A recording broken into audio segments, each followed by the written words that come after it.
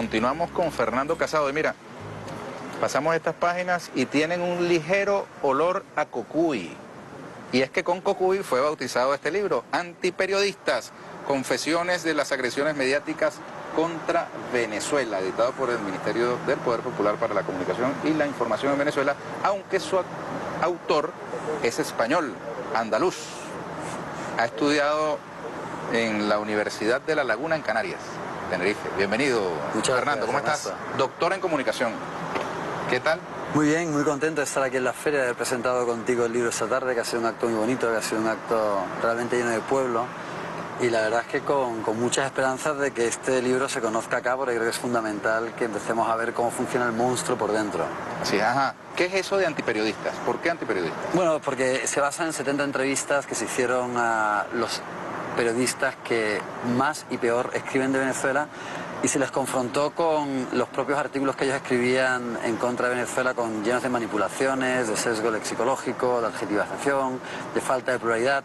Entonces es interesante porque es como ellos confiesan, como ellos construyen las matrices en contra de Venezuela. Son sus propias citas de lo que está plagado el libro, en donde reconocen que efectivamente hacen un mal trabajo periodístico. Entonces de ahí que no sean periodistas, sino antiperiodistas. ¿Puedes dar algún ejemplo? Bueno, ahí teníamos, por ejemplo, cuando durante la enfermedad del presidente Chávez, que Ángel Expósito, que era el director del diario ABC, que es un diario que estuvo cubriendo a través de su embajada o a través del corresponsal en Washington todo lo que era el desarrollo de la enfermedad del presidente Chávez. Entonces es interesante que, por ejemplo, toda la información para desestabilizar a nivel interno en Venezuela provenía de la CIA. Y durante la entrevista, por ejemplo, Ángel Expósito reconoce que su colaborador, Emily J. Blasco, en Washington, recibe la información de la CIA. Pero al mismo tiempo nunca mencionaban a la CIA como la fuente de la cual provenía la información que publicaban, porque ellos saben que es una fuente muy sesgada. Entonces también sorprende que si es la CIA quien te está dando la información, no digas quién te la está dando, la estés cubriendo y que estés ocultándola para darle una veracidad que no tenía. Mira, pero mucha gente siente que cuando mencionan la CIA, estás hablando de algo inexistente, etéreo, de las películas. Es que la CIA existe de verdad. No solamente existe, sino que además interviene, no solamente porque tienen un personal armado que llevan a cabo injerencias en países extranjeros, sino que incluso controlan o influencian y hacen lobby sobre medios de comunicación para que se inocule a la opinión pública y a las audiencias la información que a ellos les interesa. ¿Y cómo tú sabes que la CIA estaba detrás de esos periodistas? Porque me lo dijo el propio director del diario ABC. Es el propio director, Ángel Expósito, quien reconoce que es la CIA quien le pasa la información. Ese es el famoso diario ABC de España. Ajá, que todavía, por ejemplo, franquista, el único que le sobrevive a Franco, y que ahora, por ejemplo, está muy metido en todo lo que tiene que ver con filtraciones, esta vez del Departamento de Estado, del Departamento de Justicia y de la DEA, en torno a la construcción de esa falacia a la cual llaman cártel de los soles, en la que han incriminado a una gran cantidad de altos cargos públicos venezolanos, y que es la base de la argumentación de las sanciones en contra de Venezuela, y ahora también que han replicado sus lacayos de la Unión Europea. ¿Y tú entrevistaste a todos esos periodistas? 70. ¿Y esas confesiones, cómo las obtuviste? Bueno, pues yo les pedía, en el marco del doctorado que estaba haciendo en periodismo, una entrevista, para que fuera una entrevista de carácter académico. Primero se les hacía pues una entrevista de carácter general sobre el periodismo. ¿Qué opinas de la objetividad? ¿Qué opinas de la libertad de información? ¿Qué opinas de la situación en Venezuela? Y posteriormente, cuando habían dado su perorata en cuanto a los grandes valores ideales del periodismo, pues se les decía, bueno, ¿y por qué usted en este artículo que publicó tal día no dijo o no utilizó esas mismas técnicas que tan claras las tiene cuando habla en la teoría, pero cuando escribe de Venezuela las viola todas y cada una de ellas de manera sistemática? Y ahí es donde surgen las confesiones. Ok. ¿A qué periodistas entrevistaste? Pues ahí tenemos un montón de periodistas. Son 11 diarios en total, los 11 diarios o algunos de los 11 diarios más importantes en América Latina y en España. Y tenemos, por ejemplo, desde Juan Luis Cebrián, ¿no?, que es el presidente ejecutivo del Grupo Prisa. Que edita El País, ¿no? Que edita El País. Tenemos en El Tiempo de Colombia a Francisco Miranda, que es editor jefe de la sección de opinión, al propio Daniel Samper, hermano del expresidente Samper, Marcelo Cantelmi, del Clarín de Argentina, que es el editor de la sección internacional. Tenemos Fernando Larenas, que curiosamente es el editor general del diario El Comercio de Ecuador, que actualmente está en el diario El Telégrafo, que es un diario público en el Ecuador. Es decir, tenemos quizás a algunos de los periodistas más importantes en el plano internacional que han hablado mucho y mal de Venezuela, confesando lo mal que hacen su trabajo sobre Venezuela. ¿Venezolanos? Venezolanos tenemos algunos, por ejemplo, Ludmila Vinogradov, que es quien cubre la información actualmente del diario del ABC acá en Venezuela. Tenemos a Maye Primera, que era la que estaba cubriendo el país de España. Y todo viene con nombre y apellidos, para que no haya ninguna duda de la transparencia de la información y de las citas, cuya veracidad es intachable y que está además todo recogido en audios. Ahora, ¿qué cosas dicen de Venezuela que no digan de otros países? ¿Qué reglas aplican para otros países que no aplican a Venezuela? ¿O solamente es a Venezuela? ¿No se aplica también con otros países con características similares desde el punto de vista político? Bueno, muy interesante, porque lo que se ha hecho en torno a Venezuela es construir una imagen demonizada que a veces tiene una validez per se, es decir, que se utiliza simplemente para acosar a la revolución bolivariana, porque obviamente ya de manera a priorística la revolución bolivariana plantea una disputa a la hegemonía del paradigma liberal, es decir, Venezuela al plantear el socialismo pues ya se ve como un peligro al que ya hay que atacar, pero además es utilizado, se demoniza para después también hacer un uso interno, ¿no? Por ejemplo, el Clarín de Argentina o La Nación de Argentina utilizaban la información sobre Venezuela para posteriormente atacar al gobierno de los Kirchner. Lo mismo se hacía con el gobierno de Rafael Correa en Ecuador. Es decir, hay también un uso, después de que se construye esa demonización, con un rédito político interno. También se utilizó, por ejemplo, y lo hemos visto en todos estos últimos años, para intentar frenar el avance de Podemos, se ha utilizado una imagen demonizada de Venezuela que se endosa a estas alternativas progresistas para intentar acallar, para intentar frenar cualquier tipo de alternativa a un sistema de libre mercado capitalista que, como sabemos, está llevando al holocausto a la humanidad. En la presentación tú hiciste mención a unas reseñas sobre unos vuelos fantasmas entre Irán y Venezuela en los tiempos del comandante Chávez, ¿no? Sí. Que tiene como aires de familia con cosas que se han publicado recientemente también sobre supuestas vinculaciones entre grupos terroristas y funcionarios venezolanos. Ese relato ha sido como constante, varias veces reencauchado o reeditado con distintos nombres. ¿Qué nos puede decir sobre eso? Bueno, sí, hay muchos relatos que aparecen en el libro y que se van construyendo por parte de los medios de comunicación y que surgen de manera periódica. Por ejemplo, el Cártel de los Soles es para intentar crear la imagen del narcoestado una vez que ya no existe la FARC y que no se le puede también endosar la imagen del narcoestado a Venezuela como que era donde transitaba la droga de las FARC, ¿no? En el caso concreto, por ejemplo, de los vuelos fantasmas entre Teherán y Caracas, es muy interesante porque era la primera vez que teníamos un vuelo que unía a dos partes de la periferia, ¿no? América Latina con Oriente Medio, sin tener que pasar por los centros de Europa. Entonces ahí se inventaron, que además fue muy famoso, por ejemplo, con lo de las bicicletas atómicas, ¿no? Se inventó el hecho de que o bien se estaba utilizando ese vuelo para transportar a terroristas, o bien se estaba utilizando para transportar uranio para la supuesta construcción de las bombas de Irán. Entonces es muy interesante porque la información original son unas filtraciones que también fueron ocultadas, al igual que, por ejemplo, las filtraciones de la CIA, que eran del Mossad. Pero entonces los propios periodistas maquillaban esa información porque obviamente la veracidad de esos informes y el sesgo de esos informes salta a la vista y no es periodístico utilizarlo. ¿Y de dónde sacas tú que fue el Mossad el que pasó esa información? Porque no, me lo cuenta el propio Mossad periodista. es el servicio de inteligencia de Israel, para los que no lo saben. Porque el propio periodista me lo confiesa. Esa es otra de las múltiples confesiones que se encuentran en el libro. Él quería maquillar esa información diciendo que provenía de los servicios de inteligencia europeos, que además no existen.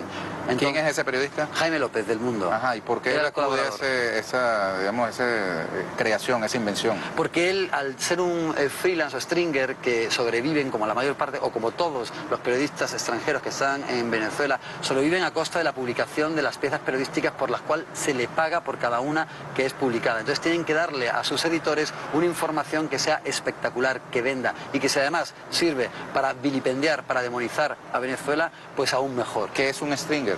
Es una persona que cobra no por un salario fijo por su trabajo periodístico, como podría ser una persona que trabaja en un diario durante todo el mes, sino que solamente cobra por cada artículo que finalmente apalabra con el diario y que el diario publica. Y eso provoca la mercenarización del periodismo, desgraciadamente. Y con este caso, pues al final final cuando se le confrontaba a los periodistas con el hecho de que era ridículo que se acusara a Venezuela de estar traficando uranio con estos vuelos, pues ellos reconocían de que sí, efectivamente era ridículo, pero tenían también igualmente que escribirlo. Mira, ¿y tú te hiciste pasar por quien no eres para poder obtener esas confesiones? No, yo me hacía pasar por lo que era, un académico español que estaba buscando hacer, como efectivamente hizo, su doctorado en torno a un tema apasionante como son los procesos de información y desinformación sobre Venezuela, que así se llama además la tesis doctoral, que es pública y que se puede consultar. ¿Alguna anécdota de esas entrevistas con periodistas venezolanos que nuestro pueblo conozca, por ejemplo? Bueno, lo que ocurrió, por ejemplo, con Ludmila Vinogradov es muy interesante porque ella, que es venezolana, cuando entrevistó a su jefe, que su jefe es Alberto Sotillo, el jefe de la sección internacional del diario ABC, empezamos igualmente, como siempre, con esa entrevista semiestructurada en la que se hacían preguntas generales en torno a Venezuela, y entonces, pues, antes incluso de hablar de los propios artículos publicados por su colaboradora aquí en Caracas, pues le empieza a hablar de Venezuela, y ya nada más que hablar de Venezuela, siendo un periódico de ultraderecha, se lleva las manos a la cabeza y me dice, uy, es que ha sido a hablar de una realidad que es súper compleja. Nosotros allí tenemos a una persona que, bueno, en fin, es una activista antichavista de la oposición. Y claro, y es verdad que cuando... Eso lo dice su jefe. Eso lo dice su jefe, de un diario de ultraderecha. Entonces, claro, cuando te miras, te pones a ver sus artículos y los artículos que nosotros cubrimos de Venezuela, pues, hombre, es verdad que uno siempre tiene su corazoncito en un sitio o en otro, pero en el caso de nuestra colaboradora es una fanática. Entonces, claro, yo me planteo, ¿cómo vas a tener... Eso es como hablar mal de la familia. Claro, no solamente hablar mal de la familia, que también es feo, ¿no? Hablar mal de la familia en el caso de que el jefe hablaba mal, pero ¿cómo la contratas? Es decir, si es una activista de oposición y tú mismo me lo estás reconociendo, entonces, ¿qué hacéis? ¿Periodismo o política cuando se trata de hablar de Venezuela? Bien, Fernando, ¿y qué sentido tiene este libro? Yo creo que es importante porque es la primera vez que se utiliza una metodología como la que aparece acá, es decir, es la primera vez, hemos encontrado muchos análisis sobre piezas periodísticas manipuladas, pero creo que es la primera vez que se confronta al autor de esa nota con su propia nota para ver cuál es la reacción. ¿Tú tienes pruebas de todas esas confrontaciones? Todos son más de 100 horas de audios grabados que tengo. Eso da para una película. Esto es un guión para un documental, que podríamos pensarlo, Ernesto. Bueno, aprobado, si es por mí. Pues listo. Mira, pero fíjate, es interesante porque tú estás, digamos, poniendo en entredicho buena parte de las matrices de lo que ahora llaman el relato internacional sobre Venezuela. Ahora, ese relato, esas matrices han echado raíces y hay gente que en el mundo entero opina sobre Venezuela como si fuese venezolano, como si su realidad fuera la de acá. O saben más de Venezuela que de sus propios países en algunas ocasiones. Recientemente hubo una muy polémica entrevista entre el periodista español Jordi Évole y el presidente Nicolás Maduro. Ajá. ¿Tú la viste? Pude ver algunos fragmentos. Ajá, ¿y qué te pareció?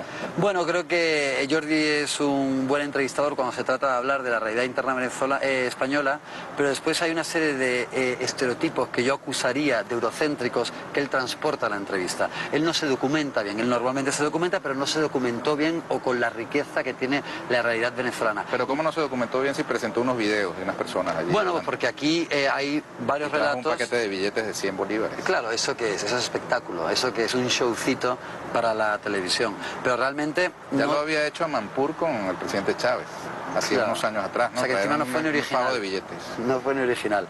Pero bueno, creo que habría que haber tomado una mayor cantidad de información sobre el lado nuestro, ¿no? El lado distinto, contrahegemónico. Porque si no, lo que haces es reproducir un pensamiento único afianzado por esa matriz de opinión deformada, continuamente bombardeada a la opinión pública, y la vuelves a alimentar y a tratar de consolidarla.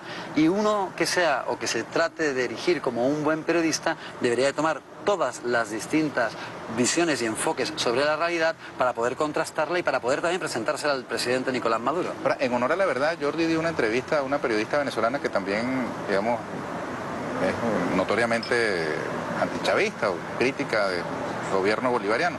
Y, digamos, ella esperaba respuestas mucho más, digamos, alineadas con su forma de ver la realidad venezolana, y él las toreó bastante bien, dejó en claro que no opina que aquí existe una dictadura, por ejemplo. Claro, eso ocurre también en el libro, ¿no? Cuando tú sacas al periodista de lo que es el estereotipo al cual él normalmente siempre acude para escribir la información sobre Venezuela, se pierden, dudan. Los ves como de alguna forma se vuelven menos sólidos en sus respuestas, titubean, porque normalmente piensan que al final ellos se creen incluso sus propias mentiras, ¿no? De tanto repetirlas. Entonces eso ocurre mucho con los periodistas, cuando les sacas de su, que ocurre en el libro, ¿no? Si les sacas de su zona de confort, de repente se pierden, y es ahí donde vienen las confesiones, porque se dan cuenta de que lo que están haciendo no es periodista, es otra cosa. Ahora, tú estabas hablando de unas categorías que para el, digamos, el público en general pueden ser como enigmáticas. Tú dices que hay unos corresponsales que son stringer, ¿no? Ajá. Que son freelance, trabajadores a destajo, ¿no? Ajá. Que cobran por día, por nota, ¿no? Ajá. Ni siquiera por día, por nota publicada. Nota publicada. Hay una diferencia entre la cobertura que da un periodista en esa condición y el periodista que es de la plantilla, del staff, llamémoslo así, de la nómina estable de un periódico. Sí, yo creo que sí, porque uno de los baluartes también del periodismo debe ser la autonomía, la falta de dependencia, la independencia a la hora de hacer su trabajo. Si tú sabes que estás blindado como periodista a la hora de hacer tu trabajo y que no te van a echar si no necesariamente compartes la línea editorial de tu director, tienes una mayor capacidad como hacer un análisis crítico. Desgraciadamente ese tipo de periodistas son muy escasos, apenas existen, porque hoy en día la precarización de la profesión ha hecho que hoy en día sea una figura en franca extinción la figura del corresponsal. Hoy en día el 99% de los periodistas que están trabajando fuera de sus países para sus diarios son stringers o freelance, y eso por supuesto que ha hecho que la independencia del periodista se haya reducido a su mínima expresión. Y esa independencia no está, digamos, garantizada por otras cosas que no sea la remuneración. No se supone que los periodistas van a una universidad y aprenden unos principios éticos y tienen un compromiso con algunos valores y principios más allá del pago.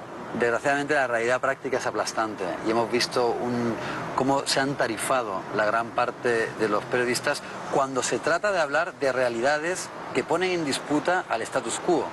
Porque si no ponen en disputa el status quo, de acuerdo, son dejados para que hablen o para que den distintos enfoques, siempre y cuando estén dentro de lo políticamente correcto de acuerdo a la ideología del medio.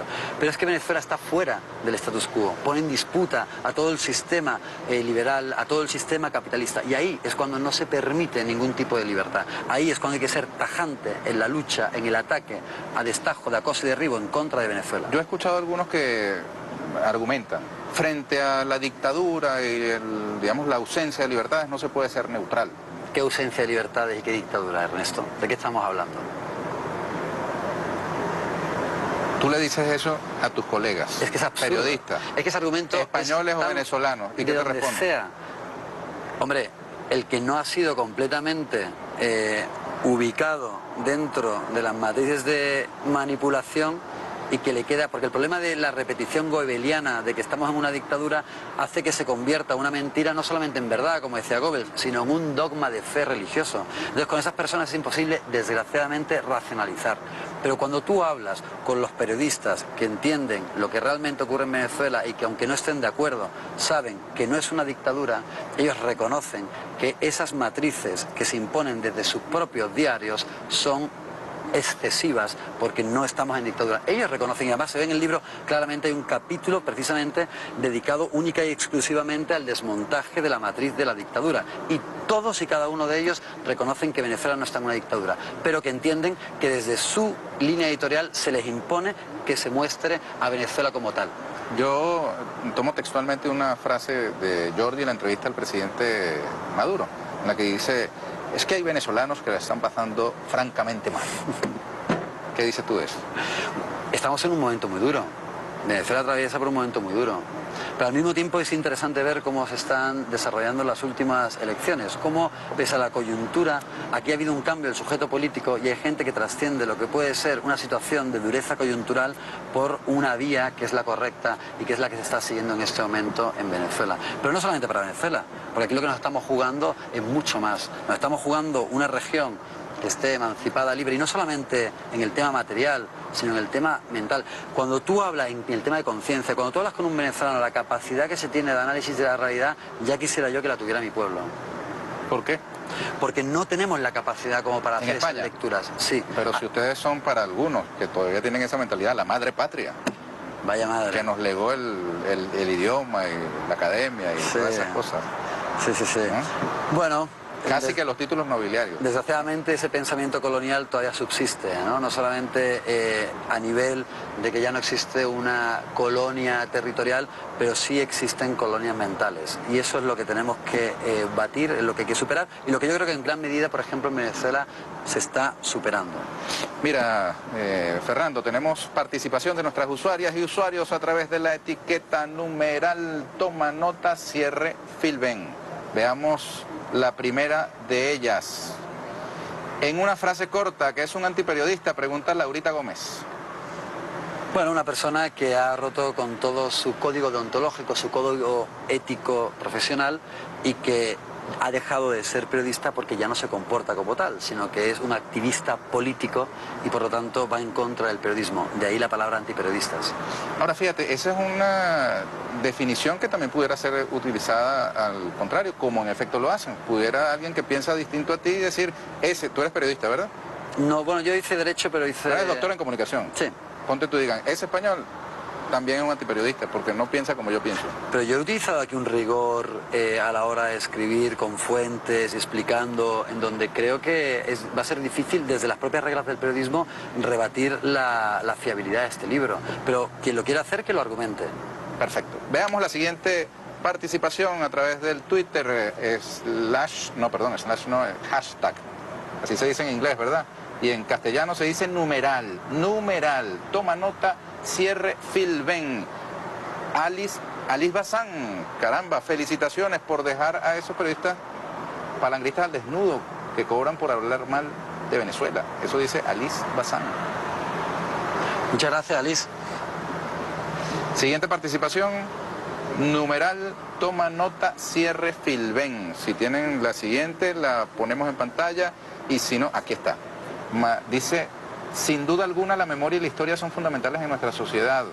Eso lo dice una de las usuarias. La memoria y la historia. Sin embargo, hay una corriente que plantea el borrón y cuenta nueva, olvidarnos de la historia, de la memoria y mirar solo hacia adelante. Yo creo que es muy importante haber visto cuáles son los errores del pasado, haber visto cuáles son las miserias de nuestra humanidad para no repetir los mismos errores y seguir hacia adelante, pero con un mejor paso. Bien, Fernando Casado, estamos en la recta final del programa. ¿Cómo acceder a este libro? Hay la versión impresa y la versión digital, ¿cierto? Sí, efectivamente. Si alguien no puede acceder a la versión impresa, que el Ministerio de Comunicación e Información informará sobre su distribución, ¿cómo hace para descargarlo por internet? Actualmente el MinSI en su página web tiene la versión digital, que es fiel a la versión en físico, y se puede descargar el libro igualmente para leerlo, y está en su integralidad con toda la fuente y con toda la información. Y los antiperiodistas también pueden descargárselo. ¿Has tenido feedback? Pues opinión de vuelta de parte de... Desgraciadamente no. Reacciones de parte de las personas que tú entrevistaste y diga, mira, eso que tú escribiste no es verdad, no es así. Ya me habría gustado, ¿no? De hecho, yo esperaba que hubiera una reacción, ¿no? Porque hay críticas muy duras y hay una exposición de la realidad de cómo se manipula en contra de Venezuela, más allá de lo que es el análisis, a través de sus propias citas y a través de sus propias palabras. Y esperaba que sí, que hubiera un debate, ¿no?, sobre el libro, pero la forma más extendida de manipular no es escribir mal o escribir mentiras, es el silencio. Y con este libro ha habido mucho silencio por parte de quienes han sido afectados. Yo supongo que es porque aceptan que lo que aquí se dice es cierto. Bueno, terminemos, Fernando, con un mensaje final tuyo para los venezolanos y venezolanas. Bueno, yo creo que en Venezuela se ha hecho un avance importantísimo, sobre todo en el tema de conciencia, ¿no? Y creo que en muchas ocasiones, pues a veces se duda, que no se debería. Entonces yo creo que este libro refuerza un poco lo que ya sabemos, ¿no?, que se manipula, pero desde dentro y a través de quienes son los propios manipuladores. Entonces yo invitaría a todo el mundo a que le echara un vistazo al libro, que sea de un lado y de otro, para ver qué opinan y para ver cuál es la información que se encuentra aquí dentro. Perfecto. Yo te agradezco mucho, Fernando. Y yo a ti, Ernesto. Mucho éxito. Ya llegamos al final del programa. Nos faltó hablar sobre la política española, chicos, que le dedican tanto en la televisión española a Venezuela y nosotros realmente poco a la política interna en España. ¿Qué va a pasar ahí en tu país de origen? 30 segundos. Van a pasar un montón de cosas, ¿no? Yo espero que de nuevo, que frente a toda esa convulsión y frente a la bandera que trata, esa rancia bandera del patrioterismo que está intentando levantar Rajoy, la gente no se lo permite y que se hable de lo que realmente importa, ¿no? Que es el desmantelamiento del estado de bienestar, la reducción de los derechos sociales y la violación de los derechos en general. Eso es lo que los españoles tienen que discutir en este momento. Mire, ¿Cataluña? ¿Cataluña qué? ¿Qué pasó con Cataluña?